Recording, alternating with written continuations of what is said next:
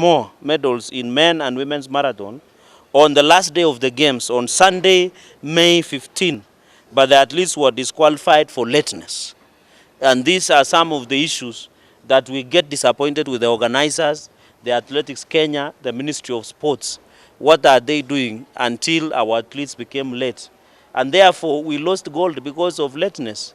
And if we don't take care, if you are late to attend such an event, you might even be late to go to heaven.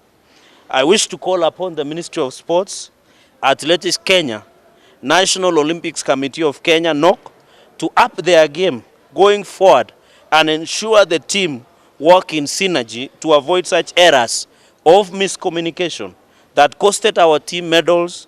And now that this team are set the bar high ahead of the upcoming events like the Commonwealth Games set for July in Britain. However, we are extremely proud of the performance of our team and wish to call the relevant authorities, that is the Ministry of Sports, National Olympic Committee of Kenya, NOC, and Athletics Kenya, AK, to match the team performance in their respective responsibilities and reward the athletes accordingly. What we saw when our athletes were received yesterday were given 2 Masai sugar. I appreciate that in the evenings Jkia is very cold, which is okay, but they were just given sugar and some dance. In fact, for them to access their hotels and vehicles to take them to where they come from or where they will lodge, they had to hustle their way. And this is not good for our athletes in this country.